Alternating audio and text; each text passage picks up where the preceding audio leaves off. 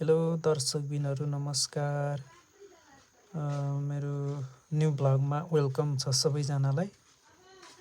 र आज चाहिँ म गाउँले परिवेश अनुसारको आफ्नै गाउँठाउँमा फलेको मकैलाई चाहिँ गाउँघरमा थाङ्ग्रो लाउने गरिन्छ। यसरी मकैको थाङ्ग्रो र यही मकैको थाङ्ग्रो लगाउन गइरहेको छु म।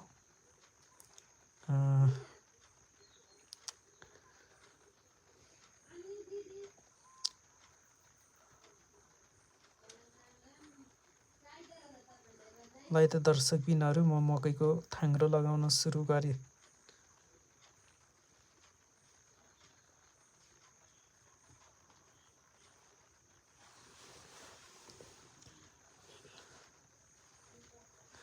पहिला चाहिँ हाम्रो मकैको थाङ्ग्रो 7 कोठे 8 कोठे हुन्थ्यो।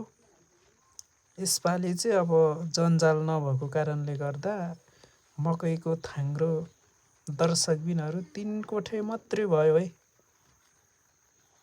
यही आँगनमा पहिला हैन 7-8 कोठे थाङ्ग्रो हुन्थ्यो भने यसपालि चाहिँ 3 कोठे मात्रै थाङ्ग्रो लगाउँदै हो म।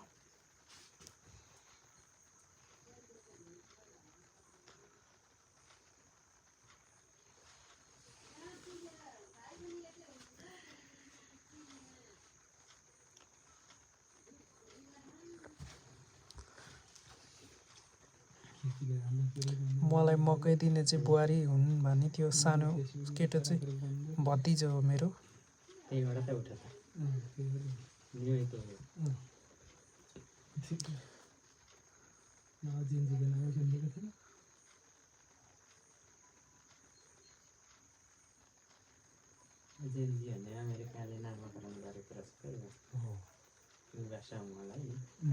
मेरो गाउँघरतिर चाहिँ यसरी मकैको थाङ्ग्रो लगाइने गरिन्छ सबैले।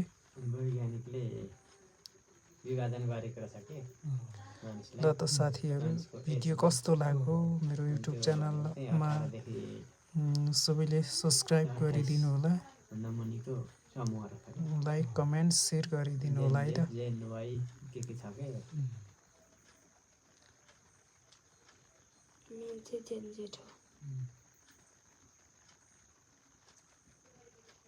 यही समूहले नि हो नि त उ गरेको नि पहिले श्रीलङ्का इन्डोनेसियामा सुरु भएको होइन। त्यहाँ श्रीलङ्का त्यहाँदेखि बङ्गलादेश नेपालमा भयो, अहिले भारतमा छ। यही समूहको उसले नै हो, त्यही उमेर समूहकै उनकै उगा छ भाइ।